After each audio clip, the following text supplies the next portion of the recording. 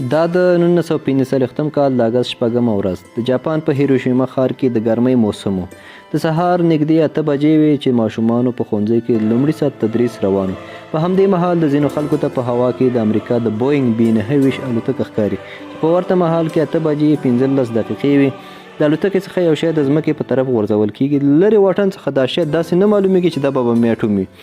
د 43 ثانیو څخه د ځمکې پر لور روانو. تر دې وروسته د سترګو په رپ کې هر څه له منځه ولاړ. د ښار ټول اوسیدونکي د ژوند وروستیو شیبو یوازې سپین پړک تر سترګو شو. دا داسې لکه یو لمر چې راښکاره شي.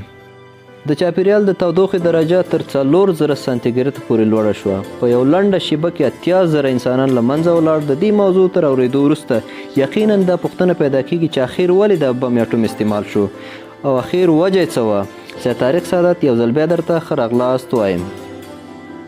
دې کیسې پیل 1941 کال کې شروع کیږي. په حال د دوهمې نړیوالې جګړې امریکا د چین څخه د دفاع کولو هرې ممکنې لارې څخه ملاتړ وکړ. هغه چین او امریکا چې اوس وخت د یو بل سخت مخالف دي. د دوهمې نړیوالې جګړې 3 کاله کېده. یو خوا جرمني او ایټالیا، بل خوا برطانیه، نیدرلند او فرانسه. په دې جګړه کې امریکا هیڅ برخه نه وه. امریکا نه غوښتل چې په دغه جګړه کې برخه ولري، ځکه امریکا ته په لومړنۍ نړیواله جګړه کې اوښتو زیان له امله امریکا نه غوښتل چې اروپایي اسیایي جګړو کې هر ډول لاس ولري. خو یو هیواد و چې امریکا یې په مسلسله توګه ځوروله، دا هیواد جاپان. جاپان د طبي سرچینو د کموالي سره مخ و. د همدې له امله یې په ګاونډي هیوادونو قبضې کولې چې خپلې طبي سرچینې د همدې لارې پوره کړي. د کوریا، تایوان او چین په مختلفو ځایونو کې خپل هجوم کړی و. په آرام سمندر کې جاپان سره لنډ فیلیپین، مالیزیا، اندونیشیا هم ارادې وې. خو ستونزه دا وه هغه وخت مالیزیا د برطانیه مستعمره او اندونیشیا د نیدرلند مستعمره وه او فیلیپین هیواد د امریکا مستعمره وه.